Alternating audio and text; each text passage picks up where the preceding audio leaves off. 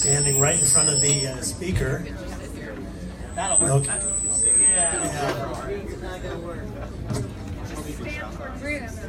Yeah, I know, but yeah, do that. He's going to be talking. Better? Is that okay. loud enough? No, I think it's okay. Yes? Yeah. Okay. Okay. So, the first question is, the U.S. House of Representatives requires a very broad skill set to fully represent a district as large and diverse as the 25th. Please state your name and tell us what special skills and characteristics you possess that make you the best candidate. And we'll start here, and we'll just pass the mic down when you're done. First, my name is Scott McVarish. I just want to say, as a Democrat who's been demoralized for the last year plus, I can't tell you how great a feeling it is to see so many people care. And I'm proud to be here today as a potential candidate for this seat. My skill set is probably longer and lengthier than everybody here because I'm the oldest one here. I have been an immigration attorney for a decade. I was an employment attorney and union leader for a decade before that. In those capacities, I have negotiated with some very, very angry parties who hated each other. I did it for really almost 20 years, from whether it's immigrant families who are being torn apart, having to negotiate with ICE, or whether it was employers who were looking down the barrel of a potential strike, and I had to go in and resolve that. That has been a strong suit of mine, has been working with groups who are generally opposing each other and trying to bring them together, and I hope to use that in Congress. Thank you.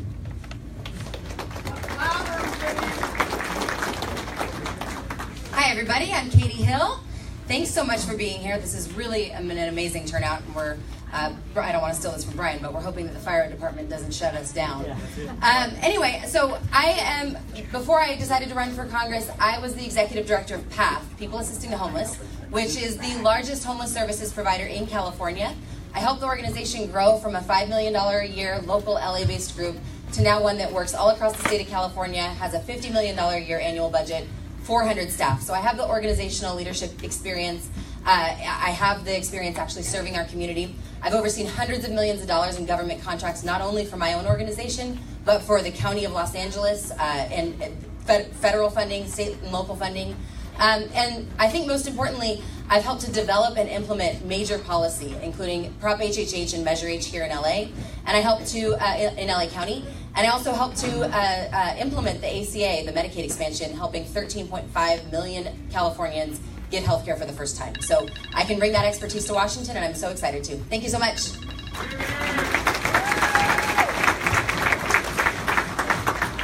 Hello everybody, Brian Caforio here. I'm an attorney, and after going to UCLA and Yale Law School, I clerked on the Ninth Circuit Court of Appeals, and half the cases you get there are immigration cases and criminal justice cases. And I saw firsthand how absolutely broken both of those systems are, and how we need people in Washington who aren't just going to talk politics, but who are going to fix these serious, serious issues. Then I started practicing law right after the financial collapse, and went after banks and insurance companies and corporations for screwing every single person here. And I want to take that fight to Washington. And then I have a great success at building coalitions, and we're seeing that in this campaign, with all 17 labor unions to endorse a candidate endorsing this campaign, with all 34 local officials in the district endorsing the candidate endorsing this campaign. We're putting together a broad coalition that's not only going to take the fight to beat Steve Knight, but spend many years in the future working together to really get the results for this community that we deserve and that have been lacking for so long. Thank you for being here.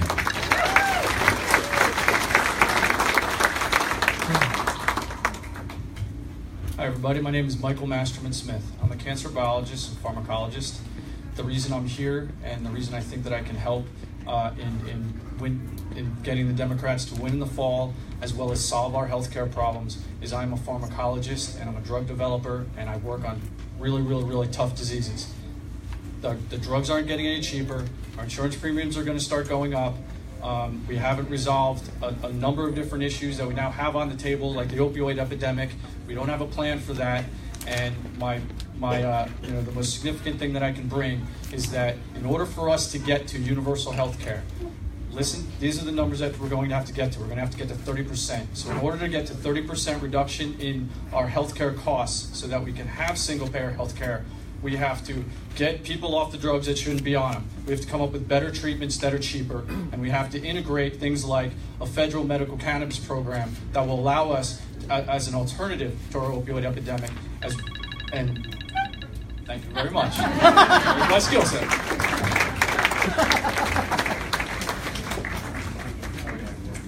Hi everybody, I'm Jess Phoenix, and it is really awesome to see so many people here tonight.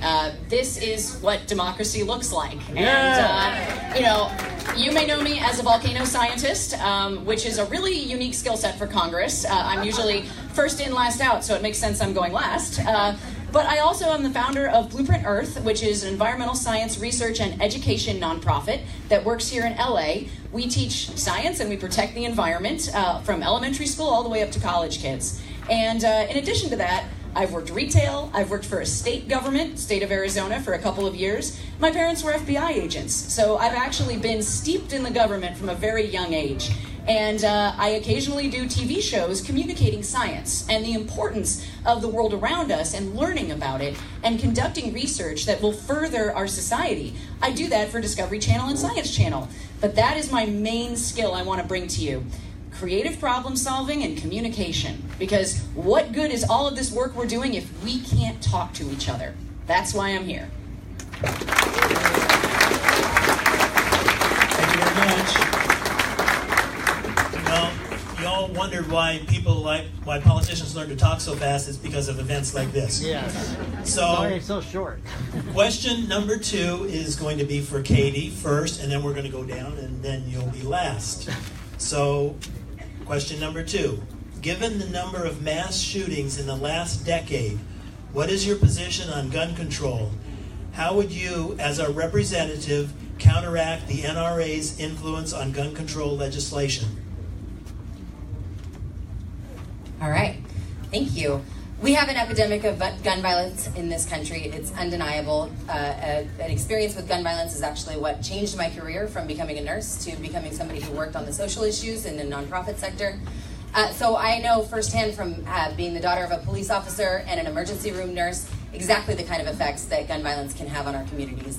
That said, I'm also a gun owner, and as a gun owner, I know that the vast majority of us see owning guns as responsibility being the absolute key in it. And so we are absolutely in favor of common sense gun solutions that are like universal background checks that ensure that we can keep weapons out of the hands of terrorists and domestic abusers, like waiting periods to ensure that people in a mental health crisis can't buy a weapon, and also like giving our law enforcement the resources they need to be able to deal with illegal gun trafficking, because that's an issue as well. So I know that we can get rid of, if we can get rid of the influence of the gun lobby, we can start to have real conversations that are going to actually move us forward on progress on this, because it is completely unacceptable that we have made absolutely zero progress for way too long since Sandy Hook. So I will help lead the charge. Thank you.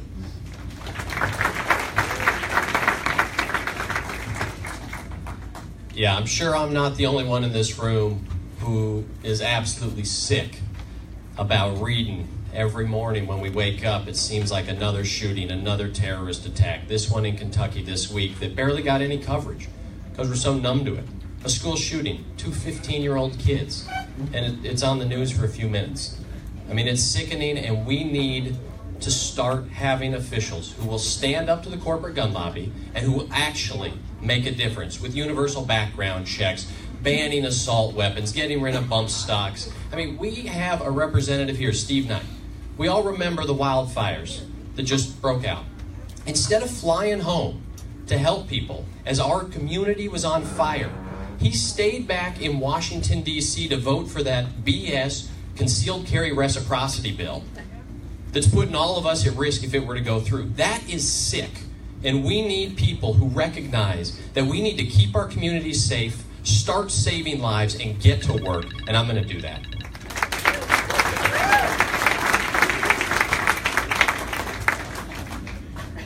Here's the problem with our issues with guns in this country. It is a public health emergency. It's a public health crisis. We all know this. we're not even sure what we're supposed to do because the CDC is not permitted to do the research on identifying the solutions so that we can make our communities safer. So my goal with respect to this is if you're going to try to deal with the lobby, don't deal with the lobby. Go and solve the problem within our government. We have a CDC that's responsible for investigating and understanding our diseases so that we can fix them. So the policy is a small little policy in our Congress that says we're not allowed to go research this. That has to be gone. Throw it out. Let's open this up. Let's figure out what the solutions are. Let our scientists, our epidemiologists, and our healthcare providers on the front lines to provide the insight that we need so that this thing goes away. And then then the lobby will be a little bit more patient about what they need to do and perhaps find a better line of work. Perfect.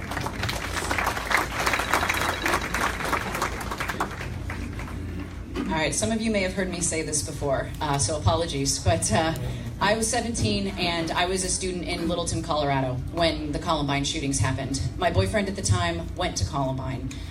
I had to learn of people I knew's deaths on national television, and I could do nothing. There is nothing I could do that would bring them back. There's nothing I could do to help the people at Virginia Tech. Nothing I could do at Northern Illinois University, at Sandy Hook, at the school in Kentucky from 2 days ago, for Las Vegas, for the thousands of people who die by their own hand because of guns and suicide, for the people who are abused by their domestic partners. But I will tell you that if I could talk to myself at 17, I would say someday you will grow up and you will have the ability to run for Congress where you can institute universal background checks, where you can fund the CDC to study the gun violence epidemic, where you can convene a congressional select committee to investigate, where you can push back and tell the gun lobby, no more, never again. Yay.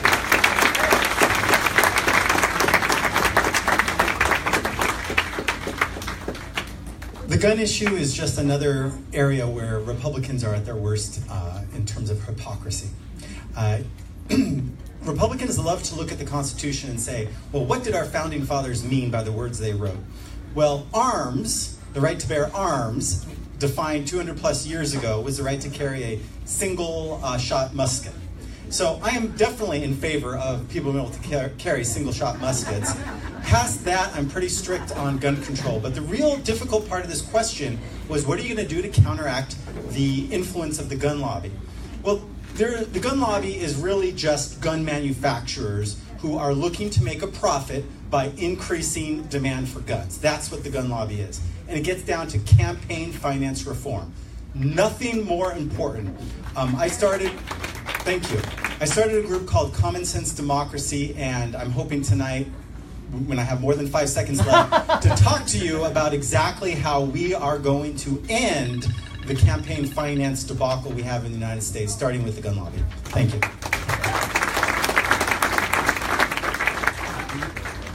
Okay, we're going to get personal now. Okay. This is for you, Brian. All right.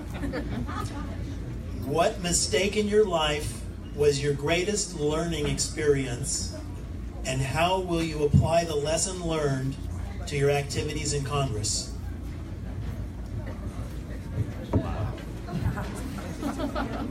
Hey, can we all take a step back, group, maybe huddle up, and then we'll come back? We're going to need a therapy after this. You know, it's a tough one to think what the greatest mistake in my life was. I'm going to say not asking out Lisa faster than I did. So for any of you who've heard the story, this is my amazing wife Lisa in the back of the room standing up. We met on the UCLA mock trial team over 14 years ago, actually. It's amazing how fast time flies. But at the beginning, I drafted her to my team because she gave such an amazing opening statement, and she was just an incredible lawyer, an incredibly poised, intelligent, caring person. But I wish I would have moved a little bit faster. I wish we would have started dating a little bit earlier, and I wish we would have been married a little bit longer than just coming up on our 5th year anniversary in May this year. I love you, Lisa. Maximizing your time right there. My biggest mistake, and I do not talk about it very often, so it's kind of odd that I'm speaking in front of a large room. When I first moved out to California, my dad had gotten sick, and he was a United States Army Signal Corps engineer. He basically was responsible for a lot of our satellites and working on the space shuttle. And he had become sick, and I said to Dad, I'm going to go out to live my dream.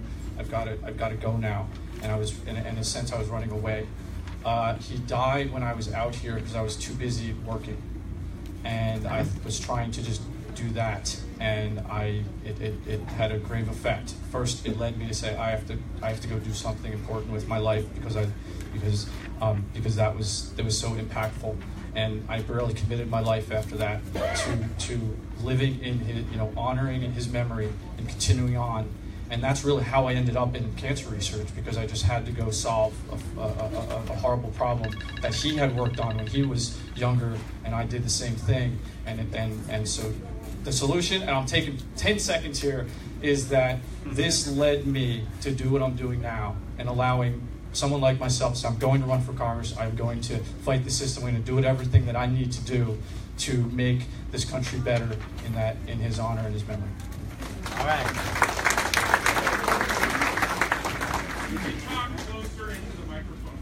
Yes, sir. Okay, so my mistake was one of jumping into a situation where I didn't have all the information. I accepted a PhD program offer to go to Australia, which sounds like an awesome thing to most people and a great opportunity. Many of you probably already know, but my husband Carlos is Latino. And I will tell you, we were in rural Australia and we experienced racism every single day. And it was a complete and utter shock to know that that sort of attitude still existed. And now we're seeing it more in our country. So the experience I actually gained from that, from jumping into something without knowing all of the information, has taught me that you need to figure out what all of the information is, what all of the factors are when you go into any sort of important life-changing event. And that means it really just plays into science too. You've got to look at all available data before you make decisions. So that's what I'm bringing to Congress, is that healthy sense of caution and wanting to know all the facts. Right on.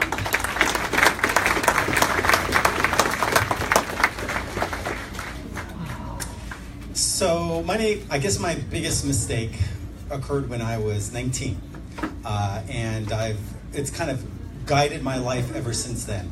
I lived in New Zealand for a few years. Actually, it was right before my dad ran for this seat 20 plus years ago against Buck McEwen for Congress. McKeon. And it was right before his race. I lived in New Zealand and I wrote a book. It was called The Greening of New Zealand. And they wanted me to do this big TV and radio tour, and I just was not having it. I was 19, 20 years old. I wasn't really sure that what I had said in this book had any value. So I left the country, and ironically I overstayed to write the book, so I couldn't get back in for 10 years. And now I'm an immigration attorney. But the mistake was thinking I didn't have anything to say. The book it was published by Random House, turned out to be a bestseller in New Zealand, which doesn't mean that much, but I can say it was an international bestseller.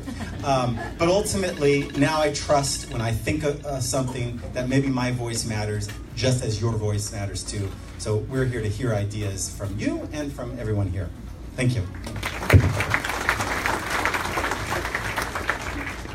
All right, mine's not super uplifting, but but I think my biggest mistake was my grandfather was a huge influence on my life. He was a UCLA political science professor. He's a huge part of the reason that I'm running now, and I think every single day that I wish he could be here to be part of this campaign. But he got diagnosed with Alzheimer's when I was, I want to say, 19, and my whole family had to take care of him. We know that, you all know the expense of taking care of somebody who's struggling with something like that. So I saw him deteriorate way more personally than I ever could have imagined. This was my hero. And by the time that he got far enough along, I stopped visiting him like I should have. And I think what I really took away from that experience, he passed away in 2011, and I said, well, he doesn't remember who I am anyway. I was in college, it was incredibly busy, and then I was working.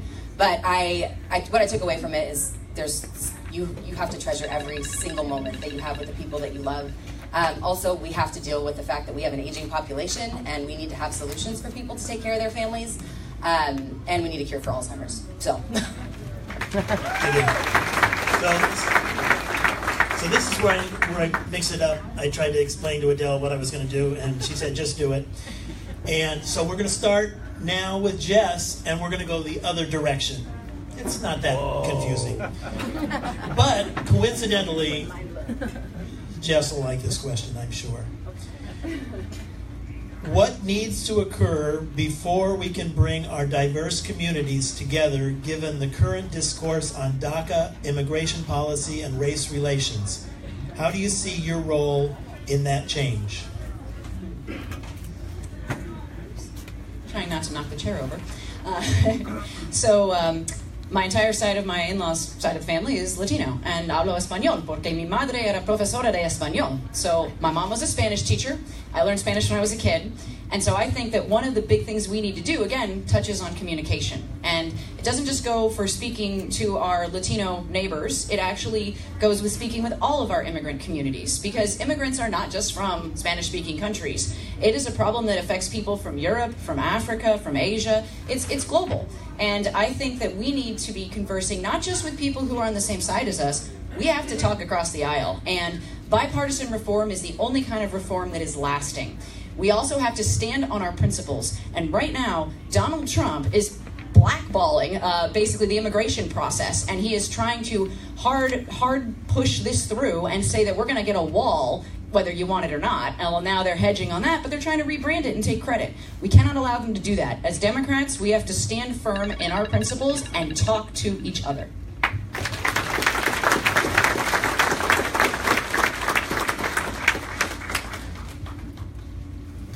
The issue of immigration has nothing to do with our budget. It needs to be separated out. The issue with immigration is a separate part from our budget. It needs to be separated out. We need a clean bill that goes through so we can keep our government running and doing the essential functions that we need it to.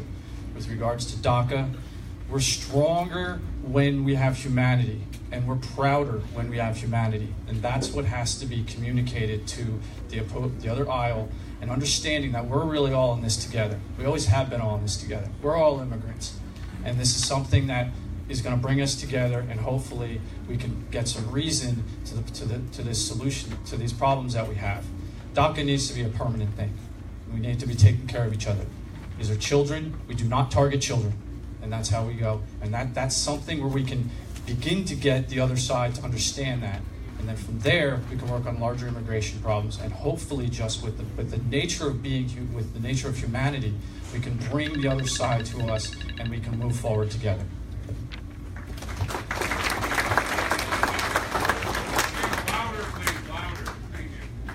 Right before coming here just this afternoon, I was at a rally outside of Congressman Knight's office in Palmdale, protesting for a Clean Dream Act and standing with dreamers in our community. We got 5,000 DACA eligible people in this congressional district, and I was at this rally, and I'm listening to the stories of these people. Our friends, our neighbors, our colleagues, our family members, whose lives are at risk. It's easy when we watch this on TV, you listen to the talking heads, and it seems like a game. It's not a game. These are people's lives. And we need to stand up for that. And we need to remember who we are as Democrats and what our core values are. And that our core values are keeping the community together, being stronger together, and saying that very loudly. And letting everybody know that we aren't going to just bend over and give them whatever they want if we don't stand up for what we need. And so that's what I firmly believe we have to do. Be loud, be proud, and fight for these neighbors and friends, because they are absolutely part of this community.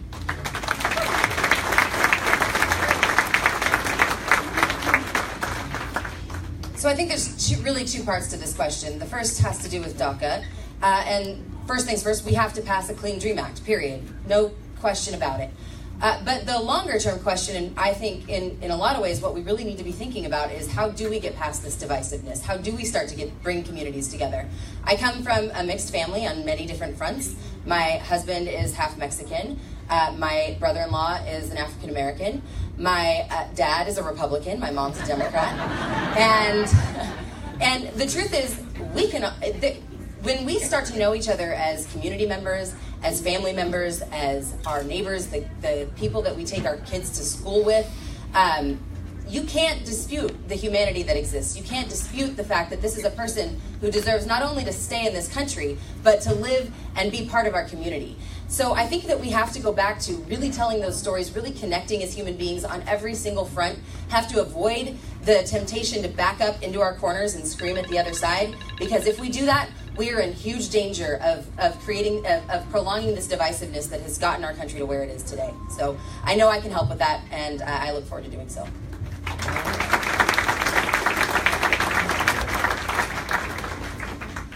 So I'm an immigration attorney and have been for almost a decade. Someone's phone, by the way, keeps going off behind me. So I can speak for hours on this issue. DACA, there is a path for citizenship towards DACA if we just changed a few words in the INA. That means we need political will. In order for us to get political will, we need to be able to articulate the real stories of immigrants. Immigrants are heroes. Immigrants have come from thousands of miles. Immigrants have risked their lives. Why? Because they want welfare? No, I have never actually met an immigrant who's on welfare. Why? Because it's illegal. You can't, if you are an undocumented immigrant, get welfare, at least in California. What I see in my office every single day are incredibly hard-working individuals who just are fighting for their families. They're fighting for their kids. And I know when I hear their stories, every single time I hear one of their stories, I know I would have done the same thing as them. That's the stories we need to tell so we can help naturalize and get citizenship for our brothers, our sisters, and our neighbors. Thank you. Thank you. So Michael's going to take this question first, and it's a two-part question, so you may want to take notes. Yeah, do we get 2 minutes? No, it's still a 1 minute question. But I'll read it slowly. I'm sorry, I'll read it slowly. Two-part question. It's about your campaign. Given the division among Democrats, how do you intend to unite local Democratic voters and campaign workers for the upcoming primary and November midterm elections if you win and if you don't win? And, part two, will you commit to withdrawing your name from the primary ballot by the early March deadline if you are not one of the top 3 fundraisers, so there will be less Democrats on the ballot splitting the vote? Wow, that's a good one, and I'm definitely going to have to ask for the second part, and hopefully they'll give me a couple extra seconds for that one. Okay, so here's what we have here. What you're seeing right here is what's going to be able to win the Democratic this seat. Okay, so it's up to you. It's going to happen. Everyone here, we all care very deeply, or we wouldn't be here. All right, we're going to support the nominee. My role in this is because healthcare is going to be the issue that is going to take people to the polls in November. My job is to make sure that people go to the polls in November.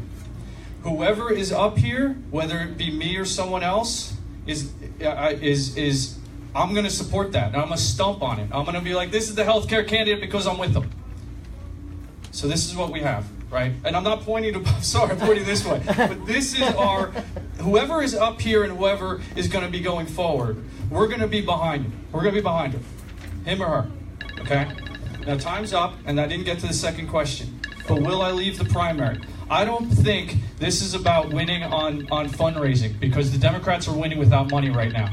We're winning on our ideas. So let's do that and make sure that the idea moves forward and not necessarily the fundraising. And then we can say, hey, listen, Citizen United has to go because, look, we can win without the money, and the money needs to go. Anyway, I just went over my time, and hopefully that might end up in another question.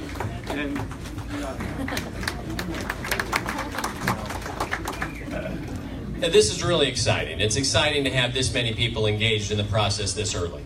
I'm doing all I can to spread our positive message from every corner of this district and build that coalition that's going to win in June, but most importantly win in November, and then really make things happen.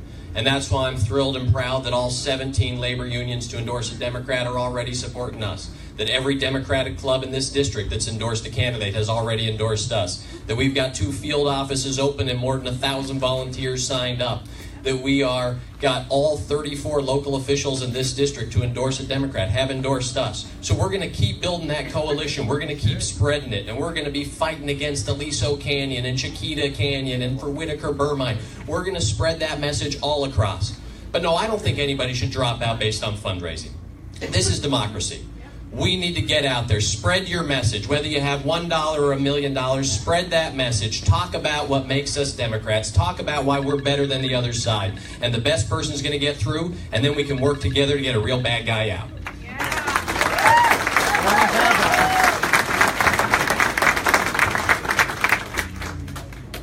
So this is an amazing group. You can see right here exactly why we're going to win in November. But it's based on the foundation of what the activist crowd has been doing for years, and in many cases decades, to build up this network and to lay the foundation for what's going to happen this year for the Assembly District and for Congress. So I think what it really boils down to is we have to be laying the foundation within our own campaigns, with our volunteers. We have well over 1,000 volunteers. We need to funnel them into the Democratic Club so that it can be sustainable for the long term. We have to say, look, we are running the best campaign we can. We are ensuring that this is about a positive message about what we can do for this community and about what people are looking for out of politics in general now. And it's not politics as usual. It's not special interests or big money or the status quo in any way. It's authenticity. It's inspiration, and it's something that can ensure that we actually make progress on the issues we care about. And at the end of the day, we all know that's not Steve Knight, and we're going to unite behind who makes it through the primary in June. Perfect. So, thank you.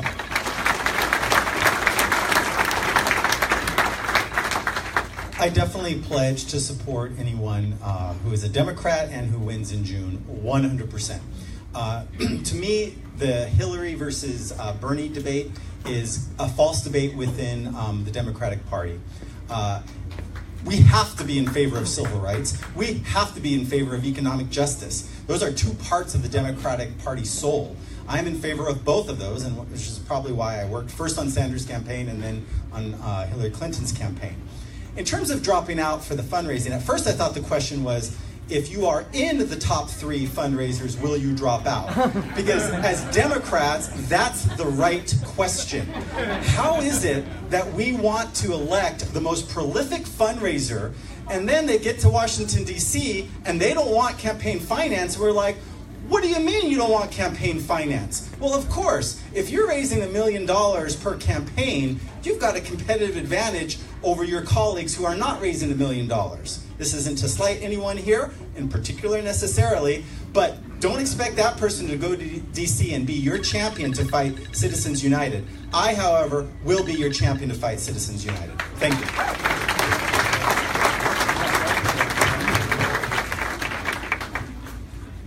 Okay, so how are we going to unite to beat Knight? Well, I'm going to tell you something that you all already know. Americans respect leaders, and leaders stand by their convictions. We can't do politics as usual anymore. We cannot have corporate interests ruling what we do, and we cannot be Republican light.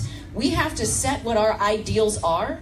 We have to look at them as a shining beacon, and we have to work every day towards those ideals. If we don't have these iconic things that join us together, and if we can't highlight those, then we will lose tonight. So I think, tonight, not tonight. I do believe very firmly that this is something we can accomplish because of the energy and enthusiasm that we all have for this. Everybody knows the new phrase is night out, and I think it's fantastic because that's what needs to happen. And we do that by talking to each other and by supporting each other as Democrats, as people who share these common values. And as far as dropping out, big money cannot rule the day. My campaign's fully grassroots. I'm in it to win it. You will see me all the way through.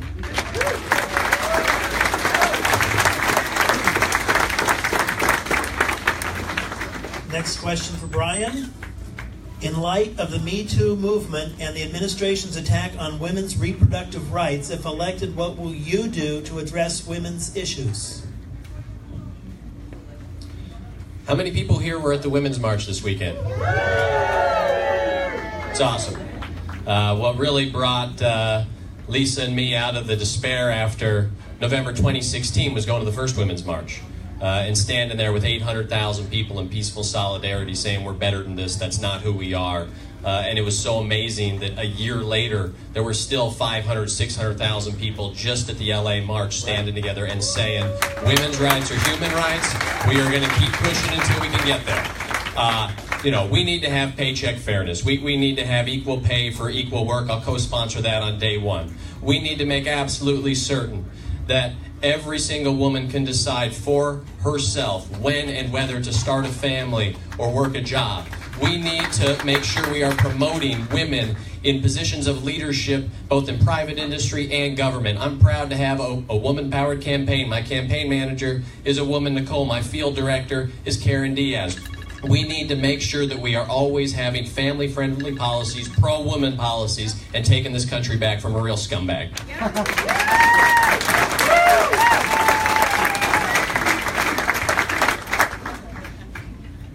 There's no way to sugarcoat this. We have less than 20% of the people in Congress are women. Until we get to 50%, then nothing changes. And as much as I love our male allies, as much as I love my husband, my dad, my stepfather, they don't understand the issues in the same way that we do. That's why we need a woman's voice. And that's why we need a woman's voice in this district and in all of the other districts that we possibly can. If you have a qualified woman that's eligible and ready to run and flip this seat, then I think that that's what we need to be supporting. And I am not just saying that because I'm a woman, but I feel that way very strongly at this point. That's why I'm proud to have the support of Emily's List, the largest organization in the country that backs female candidates, the Women's Political Committee, the Feminist Majority, and all of the women's groups, including Judy Chu, Lois Frankel, who's the head of the Women's Caucus in Congress. I think that this is the time where we have to recognize that the best voice for women is a woman.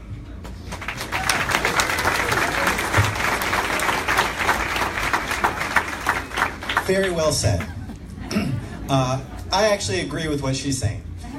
Nevertheless, I'm still running. And there's a reason.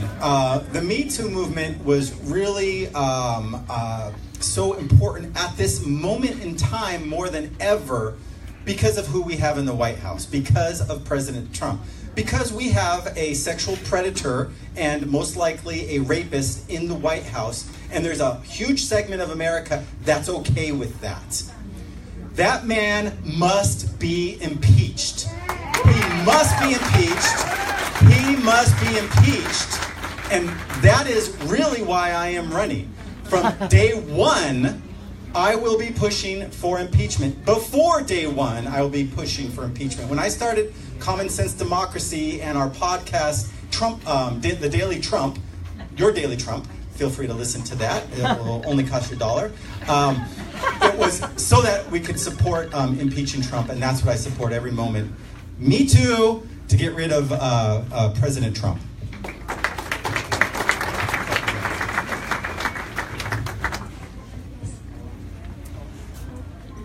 I've spent my life working in a male-dominated field, science, and sales before that. I played on sports teams with all boys when I was growing up, and I didn't see the problem with it. But then I started to realize that all of my friends were talking about how many times they'd been raped or molested, or how many abortions they'd had that had to get through backwater channels because they couldn't get them safely. And that's modern. Like, I'm 36, that's recent. And yet, this is a problem that isn't going away.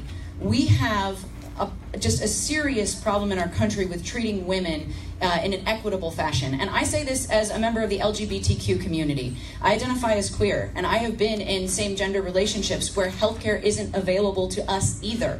People who in the trans community can't access healthcare. And this is a broader issue that falls often under women's rights because it's overlooked, just like women's rights. So we need strong and tireless advocates who have lived the experience and will bring that to the table in DC if we want lasting change.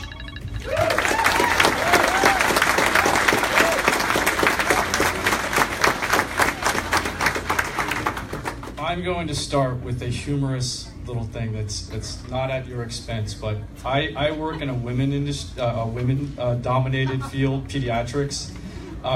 So I just wanted to get that out there because I thought that was funny.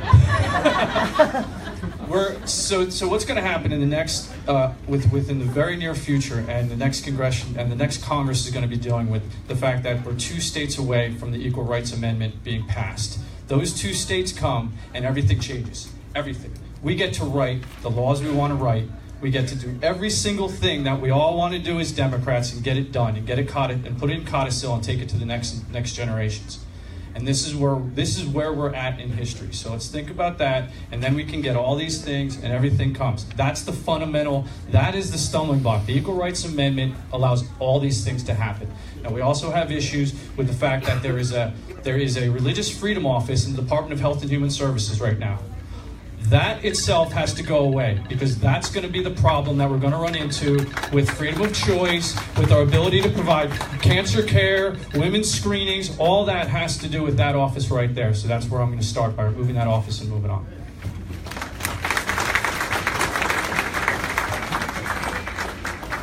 Okay, everybody's going to get up and salute for this.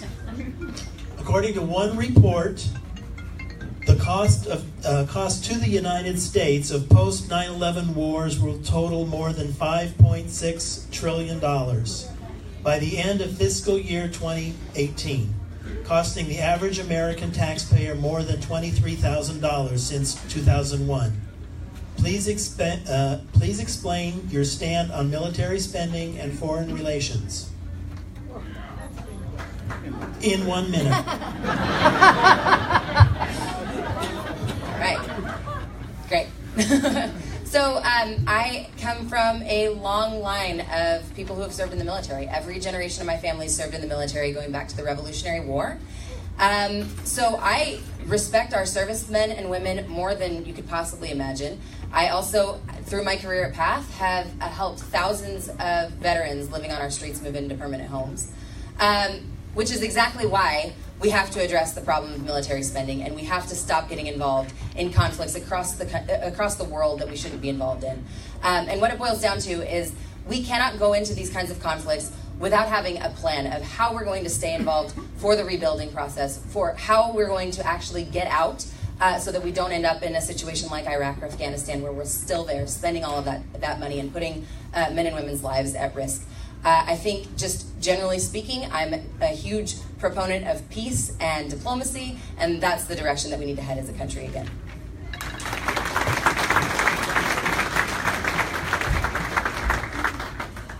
We spend more money on our defense than the next 7 countries combined. Our latest airplane weapon system costs over $400 billion, and yet universal preschool that would cover every single child in the United States costs $36 billion, 10% of what this one weapon system costs, and we don't have enough money to do it. Ultimately, the reason why we spend so much money is because of money in politics. There are massive billion-dollar corporations that make a lot of money off weapon buys from our country, that make a lot of money by us being in countries like Afghanistan and Iraq. And until we cut off their ability to buy Congress people, we're going to keep having these wars because it makes some people a lot of money. Mm-hmm. So I have something called the Citizens United Levy, where every contribution over $100 to any PAC, Super PAC, 501c4 is taxed at 50% and redistributed as democracy vouchers to voters. And I'm going to talk more about that on the next question. That's not foreign policy.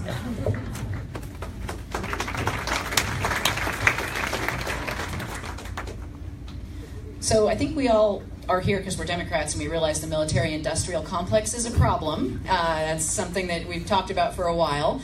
And we do need a military. We need a strong military, and we have a strong military. So we have to make sure that we look for where we can optimize the military's performance. We want to cut the needless spending and to streamline things and to make sure that we're effective and that we don't have that bloat that we're all so familiar with the expensive toilet seats, etc. We want to make sure the Department of Defense is primed and ready to do its job. And I say that as somebody who has worked on 6 continents, on countries all around the world. And I've done business, I've done science, and I can tell you that we share much more in common with our neighbors in other countries than we think we do. And so we need leaders in office who will respect those cultural differences and work together to create a world where we can have lasting peace for generations to come. We don't need this antagonistic fuel that is feeding the military-industrial complex. And this is something that we can change by changing the leaders we send.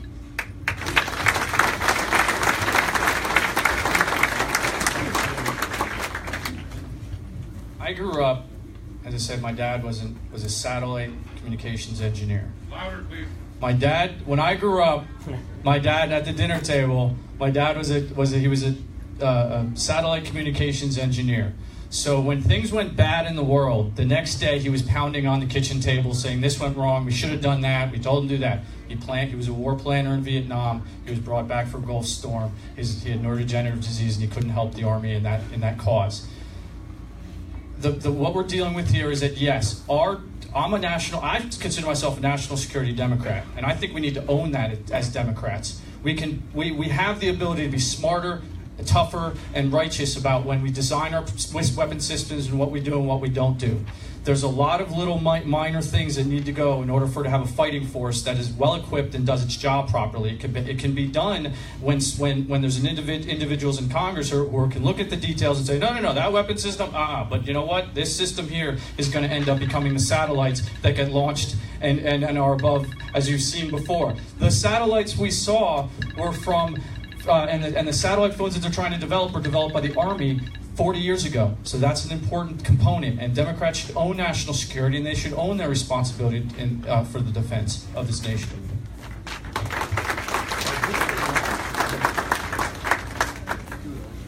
How many people in this room feel real safe and confident with our current commander-in-chief having his finger next to his big button? No, I didn't think so. It's terrifying to have this guy in charge. It's terrifying to have him playing around with possible nuclear war against at least 2 different countries right now. And it's not just because of the tremendous financial cost that these misguided wars have led us on, and you also have to think about the amazing human value that isn't calculated in those numbers from lives lost, people injured here and abroad. That's why it's more important than ever that we need to be smart.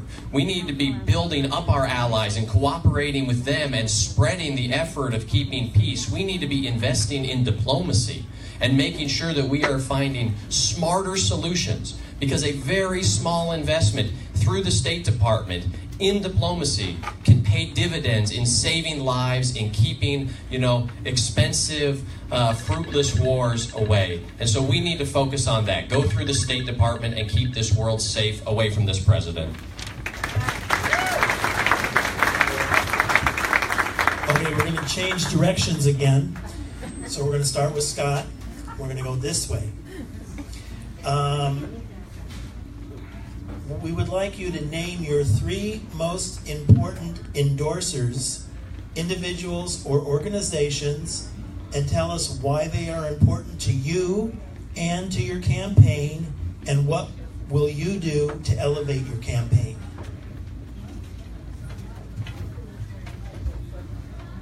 Well, this is definitely where I do not have an advantage, because I did come into the race a little bit later. So I have not been going down the endorsement route at all. Instead, I have been going down the authenticity route, which is why I am standing in front of you as the only person who says they want to impeach Trump. I'm guessing every person here in this room wants to impeach Trump, but not everyone feels like they can say that. And that is an issue we have as Democrats. We say we're going to support immigrants, and then when we have a chance to negotiate for DACA, we give up our leverage and we give Trump what he wants, and we backtrack on immigrants. We say we want campaign finance reform, but we expect our candidates to raise $1 million to run, and then we're surprised when they don't want to do campaign finance reform. And ultimately, at the end of the day, what's going to matter in this race is which of us is speaking to what the people in this district want, and I believe what they want is a new president. So I'm in favor of impeachment today, tomorrow, and past November.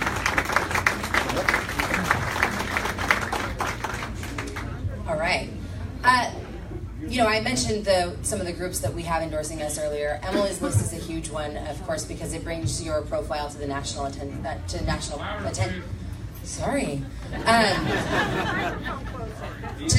It brings your profile to the national attention. Emily's List is one I'm really proud of. We were working hard for it from the beginning. We just got Equality California, and we got Stonewall Democrats showing that I'm the voice for equality here in this race. I also am particularly proud of some of the member endorsements that I've gotten. Representative Judy Chu is the first member of the California delegation to endorse in this race. I'm really proud of that. We've got Supervisor Sheila Kuehl, Mike Bond, and Paul Koretz. These are people who have been leading our communities for decades and whose leadership I completely admire. But the most important endorsements that I've gotten in this race are the 3,500 individual donors who have been supporting this campaign, because we're not taking any corporate money, and it is completely driven by the people who are on the ground doing the hard work, the thousands of volunteers, and we were doing a citizens endorsement, which was hundreds of people who are from this community who are saying that they're standing behind this campaign. So I'm so thrilled to have that. Thank you.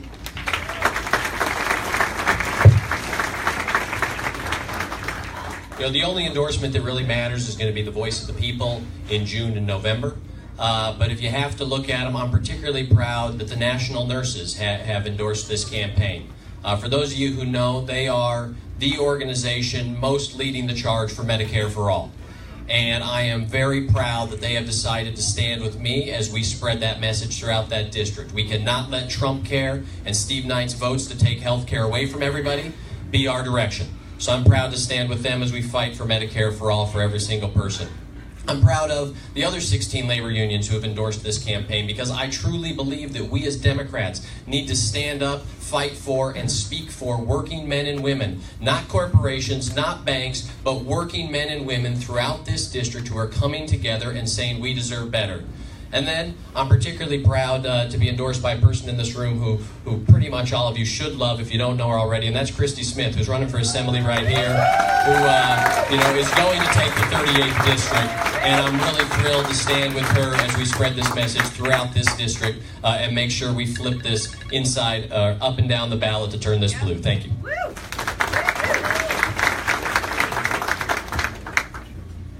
I'm like Scott. We came in and we have to really start and get things going and figure out where we want to take endorsements from. I'm going to talk about who I will not take endorsements from, and this is an issue because I'm a pharmacologist, right? I'm a cancer guy. I work with drug companies. I try to start drug companies, eventually get sold to big pharma, and I had to be very careful and walk away from all the folks that would love to endorse me. They would love to be on my team. But I have to be independent because I have to handle large things, and I'm going to have to tell some very, very important people that they might or might not be happy with me, but we're going to have to come up with some solution in order to take care of the American people in terms of health care. So that being said, I'm about to receive my first endorsement with regards to an organization that accepted me to talk on a panel about opioids and cannabis. The organization is called Women Grow. And they're women entrepreneurs who are advocates for medical cannabis and new medicines and cannabinoid-based medicines. And I'll be accepting their endorsement at the end of the week. And then from there, I'm going to take independent endorsements from the folks that I agree with and I get along with, and can say, hey, listen, are you going to improve the Democratic Party? Are you going to push this agenda forth?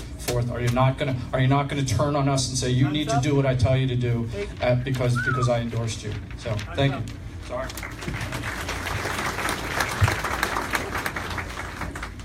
So I've got some really interesting endorsers, because as you all know, I'm not an insider here, and I come from the science angle. So I'm really excited about Gays in Space, who have endorsed me. And that is a real thing, and they're amazing. And they are very into Star Trek and the values of Star Trek. So that's right. Live long and prosper. And the Party of Reason and Progress, which I really value their endorsement, because for a while they were Trump's #1 troll on Twitter, which was great, but they also actually believe in logic and evidence-based policymaking, which is what I stand for.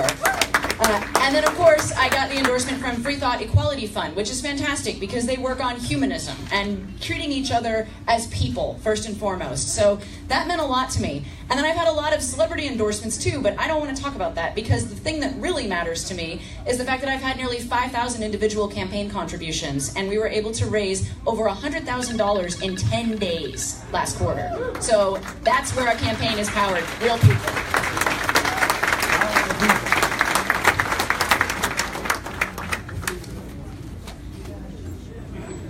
Okay, so it looks like this is going to be the last question, and it's on the environment.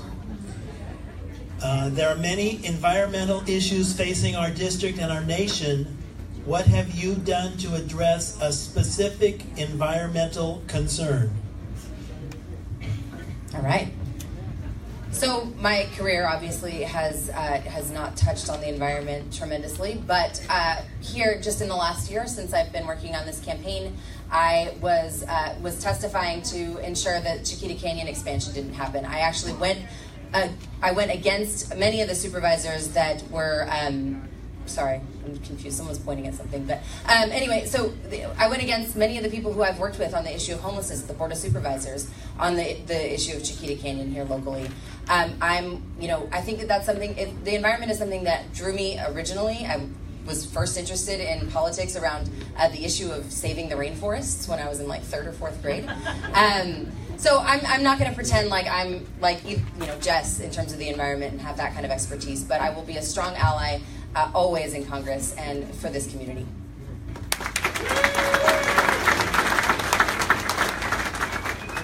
In addition to climate change, which is a huge issue, we have a lot of real particular localized environmental issues right here in this district, and we got a real bad representative who's not helping with any of them. So for the Aliso Canyon gas leak, that started in 2015 and had 20,000 people in this district have to be relocated. I went down there and protested against it and got people assistance and worked with the neighborhood council and tried to prevent it from being reopened. When it came to Chiquita Canyon, I wrote op-eds against it, and I testified at 2 hearings in order to try to keep that from being expanded, even though Steve Knight sent people to testify to get it expanded. I've toured Whitaker Burmite as they're trying to clean that groundwater. I've written op-eds against Santa Susana. We have so many issues. The CMEX mine is at risk of being reopening, and there's a lawsuit going on that I'm trying to help some people with right now. There are a lot of really specific issues right here that we need to be focused on. We need to get a really bad science-denying representative out, and we need to make sure that our air stays clean, our water stays drinkable, and that we keep this the beautiful space that it is.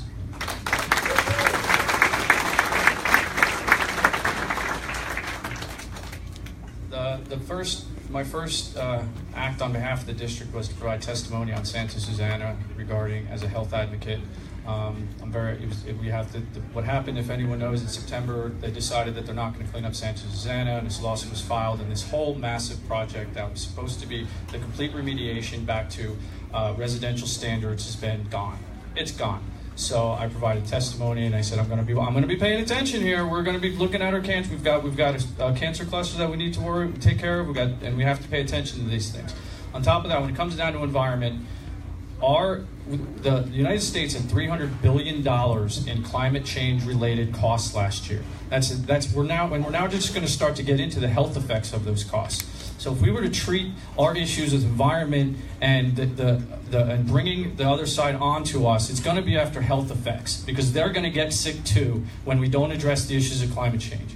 And so this is both a local environmental thing, a larger environmental thing. But unless we resolve our issues with climate change, we are going to have significant health problems, and that's where we can get the other side on board and say let's move on from this and stop playing around.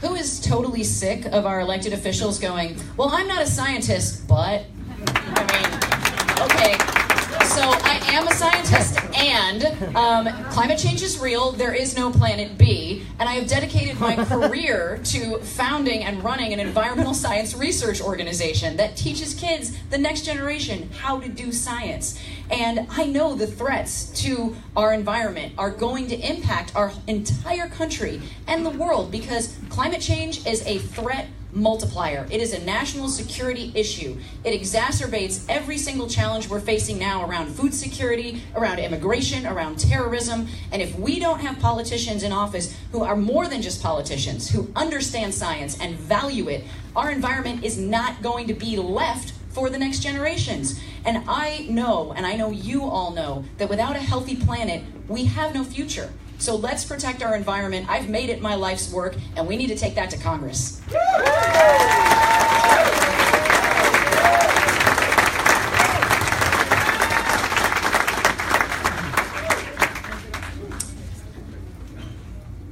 plus years ago, I wrote a book called The Greening of New Zealand, and it was about the putting together environmental solutions to the problems facing New Zealand.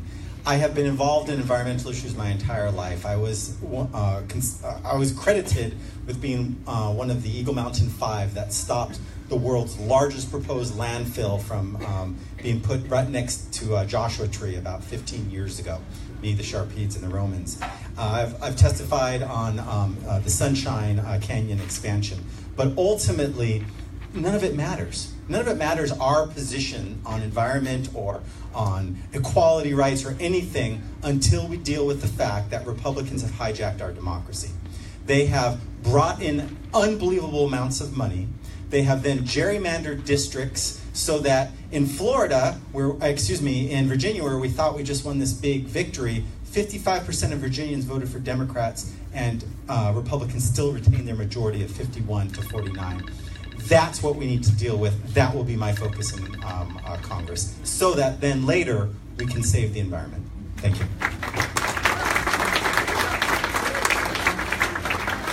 I don't know about you, but I think any of these candidates would be about 100 times better than who we have now.